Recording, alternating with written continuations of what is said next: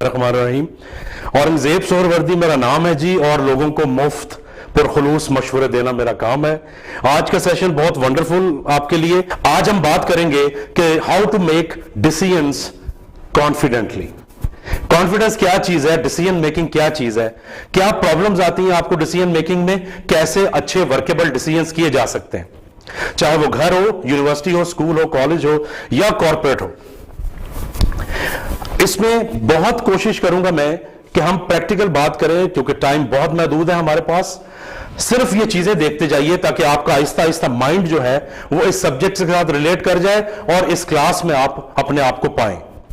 पहली बात, life is the results of decisions we make. बहुत ज्यादा जिंदगी में सुबह उठने से लेकर रात सोने तक, कपड़े कौन से पहनने हैं, खाना कौन सा खाना है, यूनिवर्सिटी जाना है नहीं जाना, असाइनमेंट करनी है नहीं करनी, अच्छी करनी है बुरी करनी है, फिल्म देखनी है नहीं देखनी, यहां से लेकर शादी ब्याह कैरियर तक के बहुत सारे डिसीजंस हम करते हैं। It is difficult to decide between right and wrong, but it is very difficult to decide between right and more right. जब आपके पास बहुत सारी ऑप्शंस हों, then the confusion is increased कि किसको चुनें, क्या करें। उसके बाद big results come from small changes accumulated over time. रातों रात इनकलाब भी आते हैं, रातों रात चेंजेस भी आती हैं इंसानों में भी, but that is very rare, क्योंकि खुदा का निजाम एवोल्यूशनरी निजाम है, नेचर। सो जब तक आप कोई कदम आज से उठाना नहीं शुरू करेंगे, वो 5 साल के बाद फल नहीं लेके आएगा।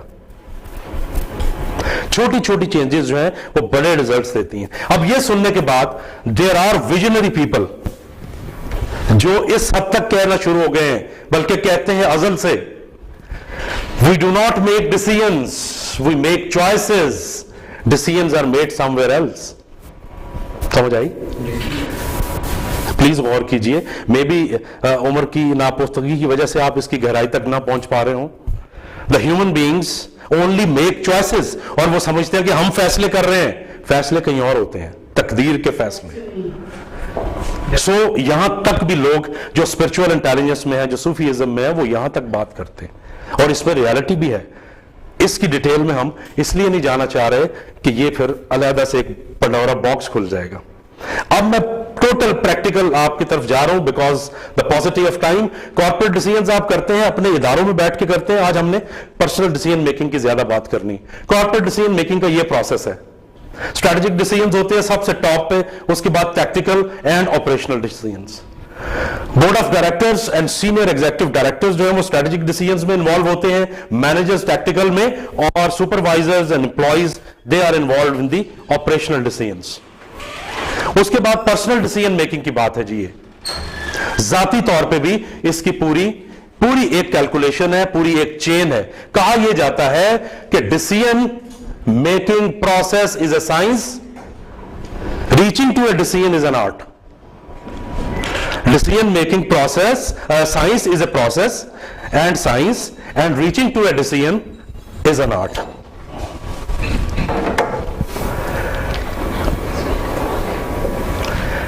हम बात कर रहे हैं डिसीजन मेकिंग की इंपॉर्टेंस की। स्ट्रेट अवे मैं पहले बात कर चुका हूं, चूंकि टाइम कम है। स्ट्रेट अवे हम प्रैक्टिकल बात करेंगे, और प्रैक्टिकल बात क्या है? प्रैक्टिकल बात यह है कि डिसीजन मेकिंग में हम देखते हैं आपके घरों में, आपको जाती जिंदगी में जहां जहां पे फैसले करने में मुश्किलात पेश आ रही हैं, उसकी कुछ वजूहात देखते हैं हम। सबसे पहले number 1 is lack of problem understanding. बहुत बड़ी वजह फैसले ना करने की या वर्केबल ना होने की यह है कि आपको प्रॉब्लम समझ ही नहीं आ रही। आप समझ रहे हैं कि समझ आ रही है, जिस तरह मोस्टली हमारे हाल है, हमारा इर्द गिर्द। हम समझते हैं कि नहीं, हम बहुत तुरम खान है, लेकिन नहीं समझ आ रही होती। तो यहां से हमें एक लेसन भी मिलता है जो हम आगे चल के ड्रॉ करेंगे, that please whenever you are into a ए डिसीजन सिचुएशन, घर में या यूनिवर्सिटी में या जाती लाइफ में, please understand the problem first. उस पर चाहे टाइम लग जाए, जितनी आपको समझ आ जाएगी उतना अच्छा फैसला करेंगे आप। Second, lack of knowledge.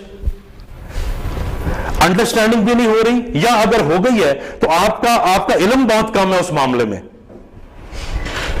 दूसरा, इंफॉर्मेशन ओवरलोड आजकल के जमाने में, जहां पे सोशल मीडिया ने बम्बार्डमेंट की हुई है, टीवी चैनल्स ने बम्बार्डमेंट की हुई है, हर बंदा जरूरत से ज्यादा इंफॉर्मेशन का टोकरा सर पे रख के फिर रहा है। Now is the information overload age. जरूरत से ज्यादा इंफॉर्मेशन भी is very killing for your decisions. Then comes lack of resources and tools. आपने प्रॉब्लम भी समझ ली, आपके पास नॉलेज और इंफॉर्मेशन भी आ गई, but you don't have requisite resources कि आप डिसीजन ले सकें या उसे इंप्लीमेंट कर सकें, या आपके पास ऐसे टूल्स नहीं है। टूल्स ज्यादातर कॉर्पोरेट लैंग्वेज में बोले जाते हैं, डिसीजन मेकिंग के बहुत सारे टूल्स आ चुके हैं।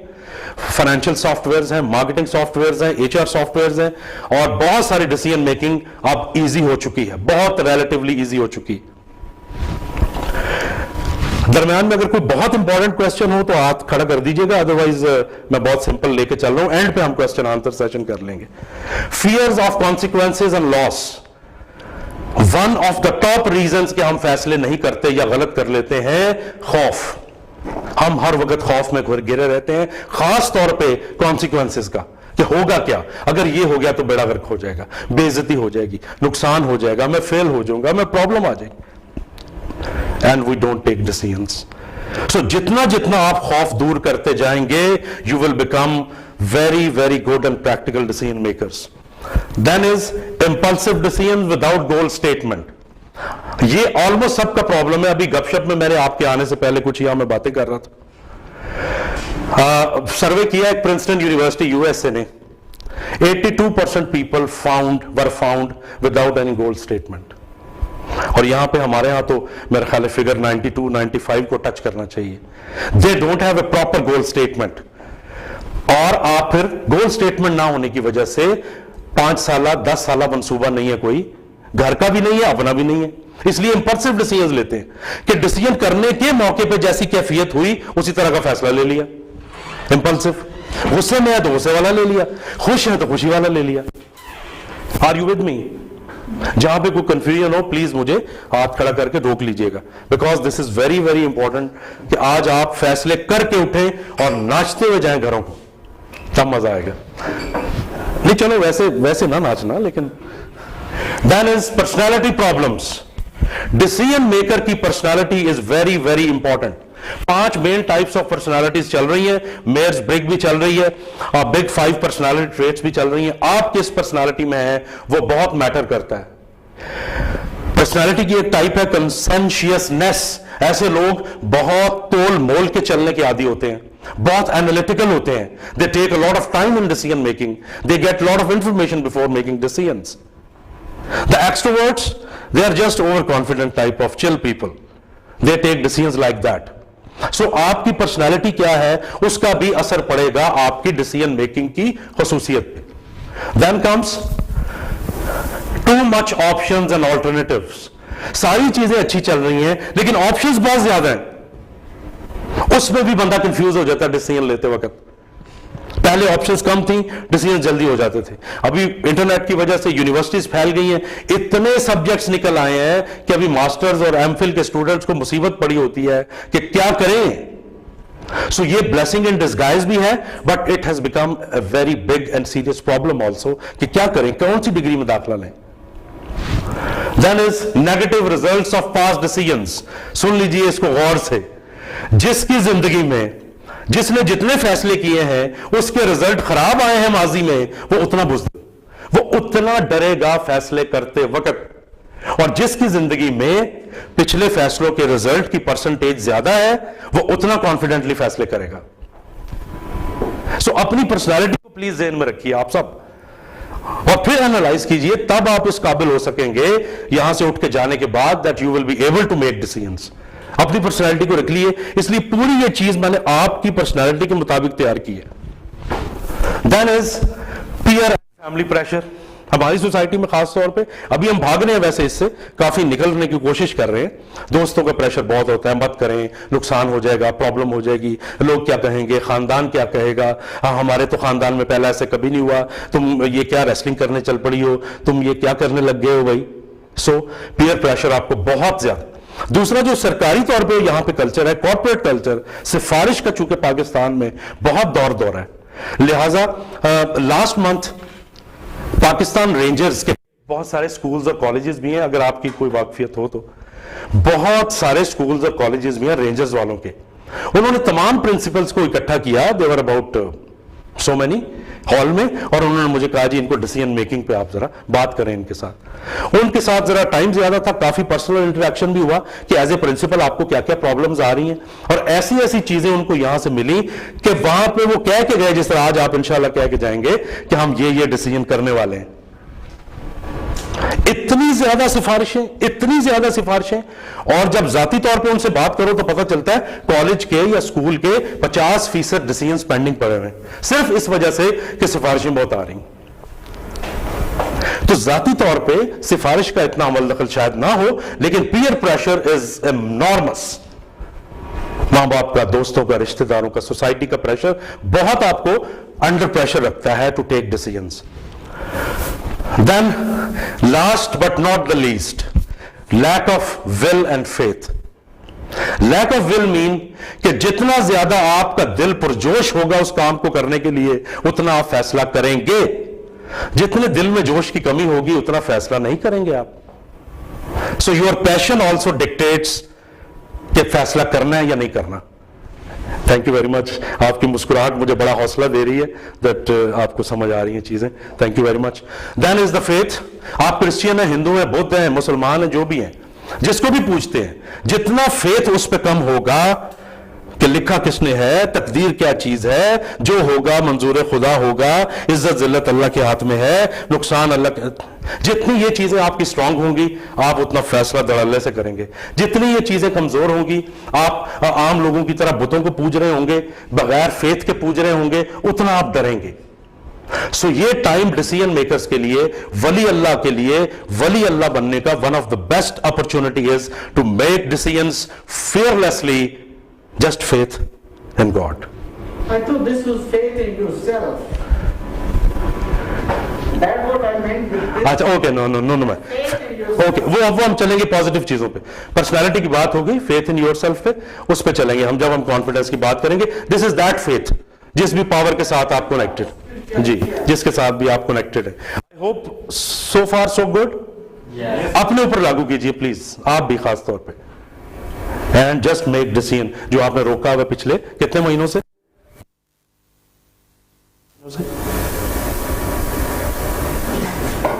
अच्छा चलें, don't share it, that is your personal thing. Then we come to the facilitators of personal decision making.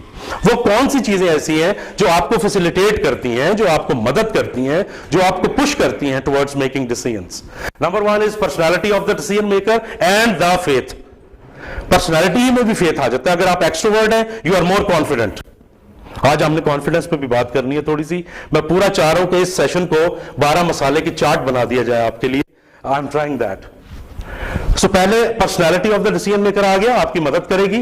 Family, organizational environment, the context, जिस भी माहौल में, जिस फैमिली में आप रह रहे हैं, जितने वो सपोर्टिव हैं उतना आप अच्छा और बड़ा फैसला करेंगे।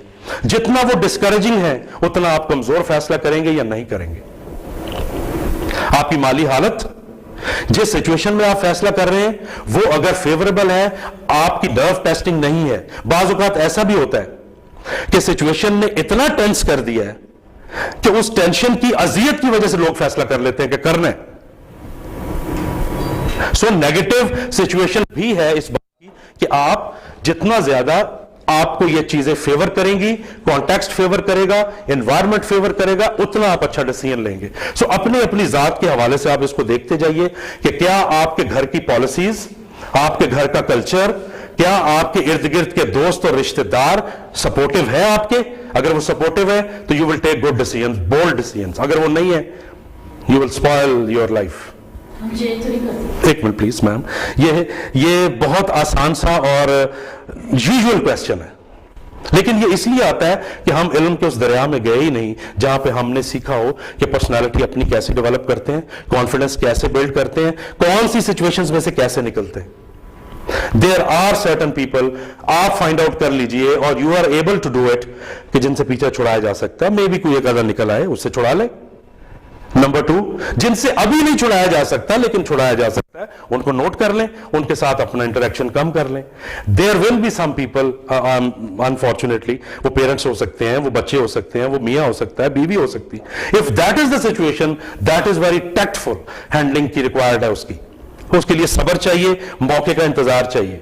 बड़े बड़े लोग मैंने जिंदगी में देखे कि जिन्होंने टोटली अनफेयर फैमिली मेंबर्स को, जिनको वो नहीं छोड़ सकते थे, मनवाया, प्यार से कायल किया, टाइम लगा लेकिन वो हुए कायल.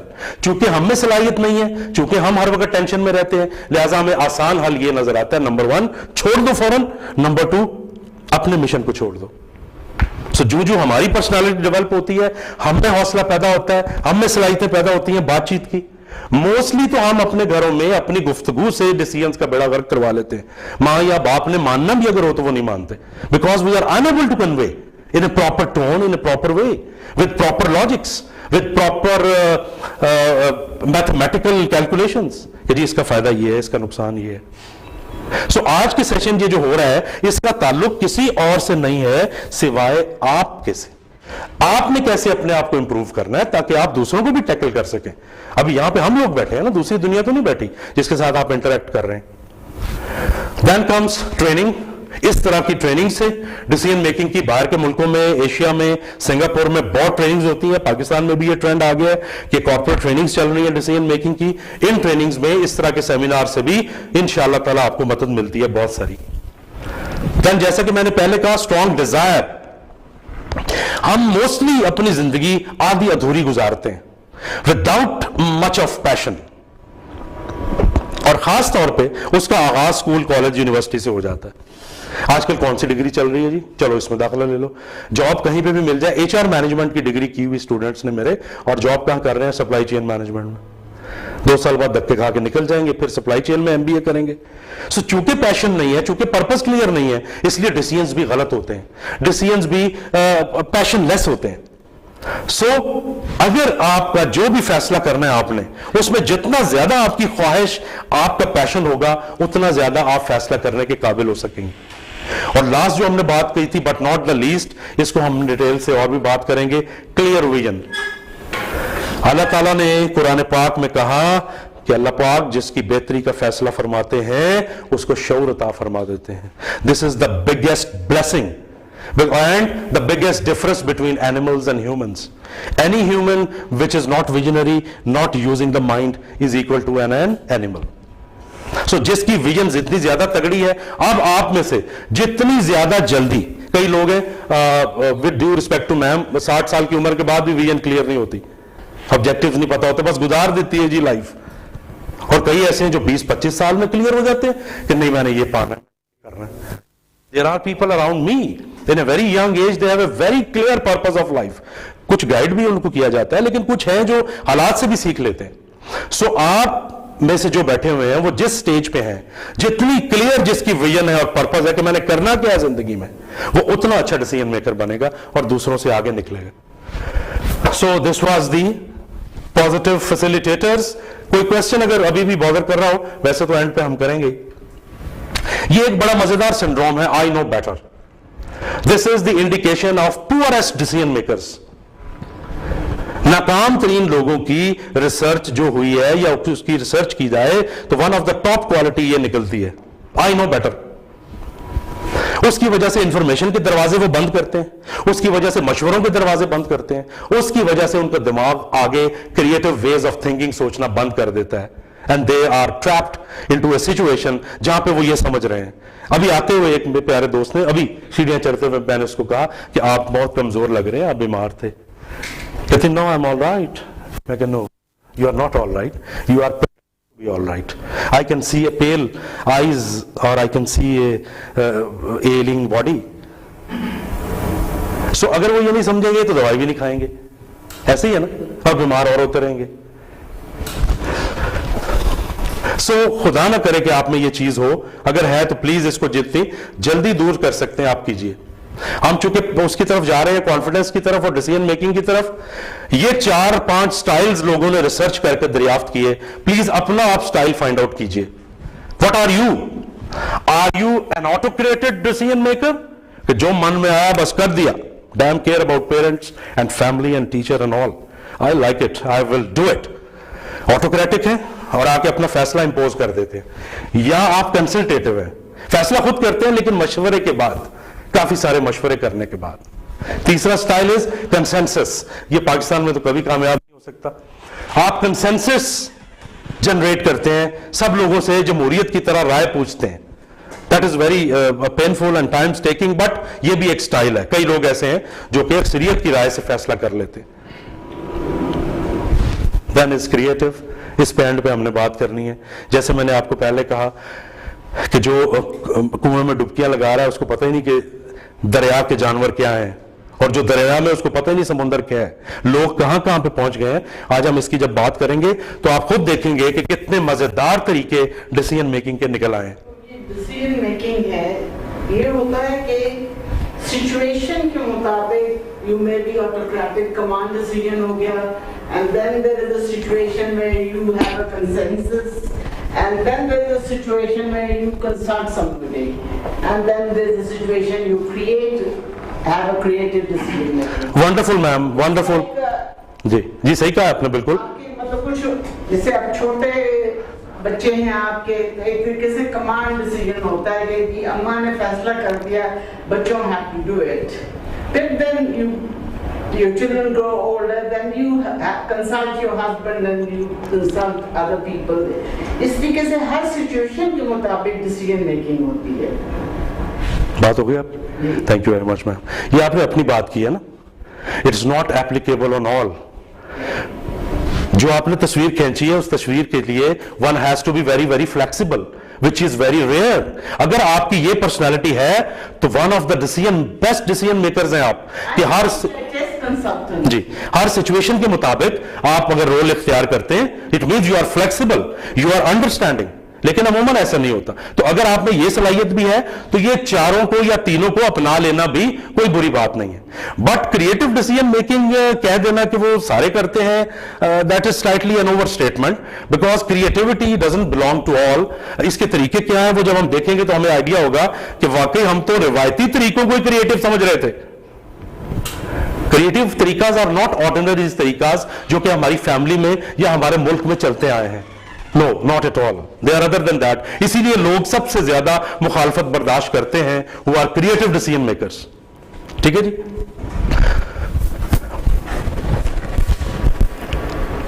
उसके बाद ये कुछ और flexible, catalyst. Then there are two main types of decision making.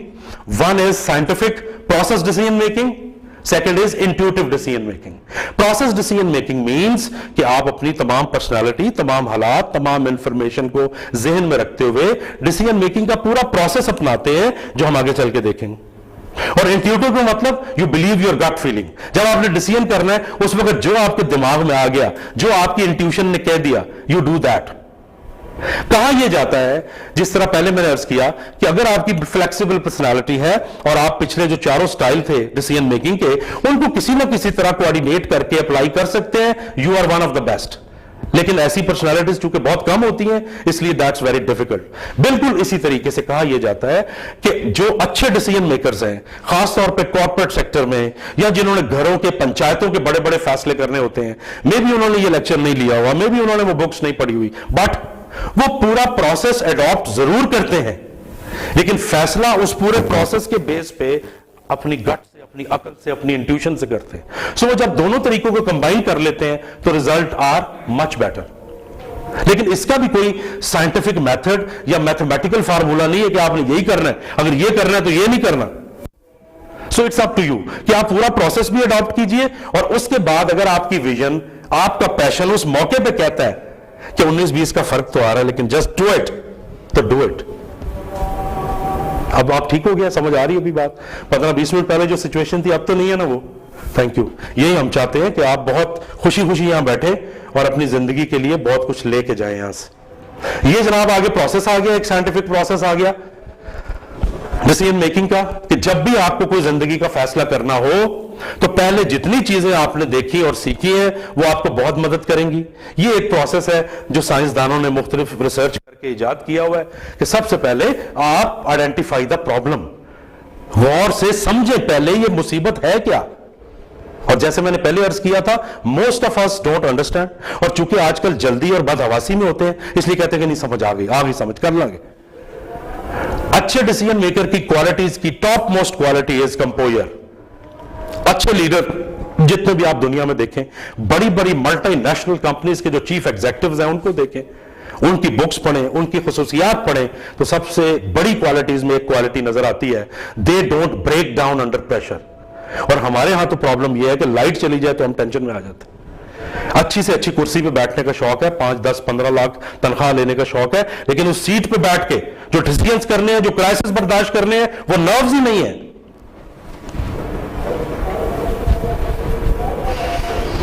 ये मर्दाना दाढ़ी है भाई, बातों से नहीं बनती। Second is gather information.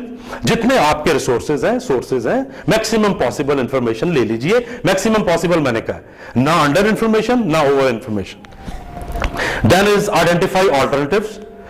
Information मिल गई आपको, सिचुएशन क्लियर हो गई, अब आप बैठ के सोचिए कि क्या क्या रास्ते मौजूद है मेरे पास।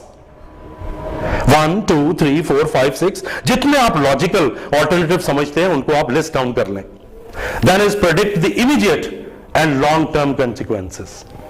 उन सारे ऑल्टरनेट के और एक या दो जो आपको बहुत अच्छे लग रहे हैं, उसका होगा क्या सॉरी अगर आप वो डिसीजन इंप्लीमेंट कर देते हैं तो उसके क्या नतायज सामने आ सकते हैं, आप एक अंदाजा कर सकते हैं।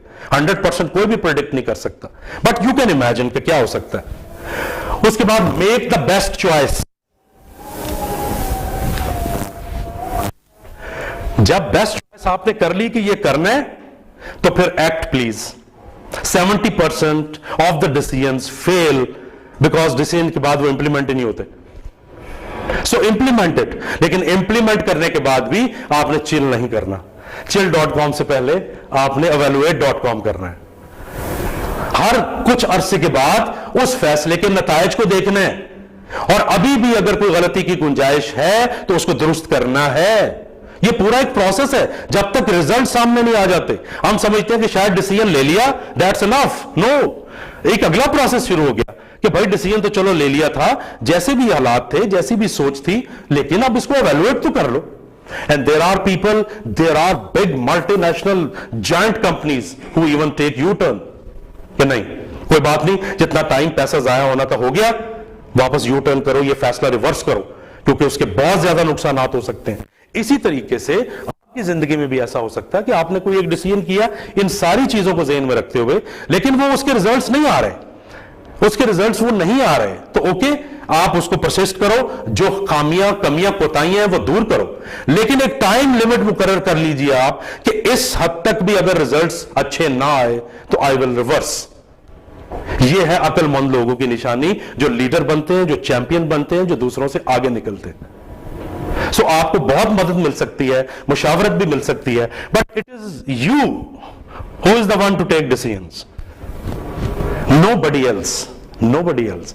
इवन अगर ऑटोक्रेटिक रिवाज कहीं पे आपके दफ्तर में या घर में चल रहा है, सो किस तरीके से अपना व्यू पॉइंट आपने प्रेजेंट करना है, किस तरह के तरीके से आपने अपनी बात मनवानी है, उसको भी सीखिए प्लीज। फैक्ट्स एंड फिगर्स की बात कीजिए। खाली इस बात को बहुत कम लोग मानते हैं कि जी बस ये चीज मुझे चाहिए, बहुत कम लोग मानते हैं, जब तक कि आप दलाइल के जरिए साबित ना करें कि इसके ये फायदे हैं, ये नुकसानात। अभी आते हुए एक और इंसिडेंट हुआ, मॉडल टाउन में फीमेल क्रिकेट कैंप लगा हुआ था, और क्रिकेट की प्रैक्टिस खत्म हुई और लड़कियां, फीमेल क्रिकेट कैंप था, उसी क्रिकेट वाले लिबास में बाहर, और जब मैं पास से गुजरा तो ट्रैफिक बंद थी, गाड़ी रुक गई मेरी। एक बुजुर्ग थे बाबा जी, शलवार कमीज और साइकिल पे वो बेटी को लेने आए हुए थे, एंड दे वर टॉकिंग। बाबा जी कह रहे थे कि बेटे तेरी लास्ट प्रैक्टिस है आज, जो तू कब, यस अभी इट हैपेंड, इट हैपेंड। ये रोजमर्रा हम अपने घर में मसाइल का शिकार हैं और हमें अकल नहीं आ रही कि इनसे कैसे निकलना है। अब हम बुजुर्गों को भी चाहिए कि वो कन्विंस करें किसी तरह से। मेरा दिल चाहा कि मैं पकड़ लूं, उतर के उन्हें बात करूं, फिर मैंने कहा यार अजीब सा लगेगा, कि भाई वो कन्विंस करें बेटी को कि what are the reasons he is stopping. उनको भी चूंकि नहीं है बस वो, एंड लड़की इज ऑल्सो अनेबल, उन्हें बस शौक चढ़ा है, वो कहती ठीक है। अब या तो बाबा जी बेचारे रो धो के चुप कर जाएंगे, या लड़की अल्लाह ना करे घर से भाग जाएगी, यही प्रॉब्लम हो रही है ना। तो ये हम रोज बर्दाश्त कर रहे हैं और रीजंस वो हैं जो आज हमने पिछले 10-15 मिनट में डिस्कस किए हैं। इज इट क्लियर जनाब? जी सर, डिसीजन मेकिंग के डिफरेंट आपने टाइप्स बताए, इसमें क्रिएटिव टाइप भी थी। सर इसमें मैं एग्जांपल कोट करना चाहूँगा, इवेंट कोट करना चाहूँगा। जी जी 1962 और 63 में सर साइनो इंडियन वॉर हुई थी, चाइना इंडियन वॉर हुई थी, और हमें एक अच्छा मौका मिला था कि हम कश्मीर पे को ऑक्यूपाई कर सकें। हमारे पास बहुत अच्छे हालात थे और अयूब खान गालिबन तब प्रेसिडेंट थे, लेकिन तब अमेरिका के प्रेशर में आके या उनकी बातों में आके वो एक अच्छा फैसला ना ले सके। तब हमारे पास एक अच्छा मौका था कि हम कश्मीर को एक्सीड कर जाएं। सर मैं इसको इसलिए रिलेट कर रहा हूँ कि वहाँ पे अब उनकी वो एक अच्छे एक लीडर थे हमारे, और आपने कहा कि program decision making and intuitive होना चाहिए। आप सर वहाँ पे क्या चीज़ ऐड करनी? लेकिन आप उससे पहले नहीं आए ना, हमने और भी बहुत सारी चीजें डिस्कस की हैं कि कॉन्टेक्स्ट को देखा जाता है, एनवायरनमेंट को देखा जाता है, पैशन को देखा जाता है। अब देखिए जो पास्ट डिसीजंस हुए अभी इतने से टाइम में मैं क्या उसका क्रिटिकल एनालिसिस करूं? पहली बात तो यह कि उसको किसी तरह भी क्रिएटिव डिसीजन मेकिंग से नहीं जोड़ा जा सकता। वो आप रिफ्रेज कर ले, वो अल्फाज ना यूज करें। क्रिएटिव डिसीजन मेकिंग का इससे कोई ताल्लुक नहीं। उस वक्त वो क्या हालात थे भाई, उन्होंने क्या सोचा, क्या डर आ गया उनको, ये तो मेरा ख्याल वही बता सकते हैं। लेकिन देखने में ये एक अच्छी अपॉर्चुनिटी लगती है कि उनको उस वक्त प्रेशराइज करने का बेहतरीन मौका था और अपनी बात मनवाने का बेहतरीन मौका था। इससे ज्यादा हम कमेंट मेरा ख्याल कर भी नहीं सकते। But it is in any case not creative decision making, it can't be linked. ये आ गया जी creative decision making. Creative decision making क्या कहती है? इसको जनाब एक शख्सियत है यूएसए की, एडवर्ड डी बोनो उनका नाम है।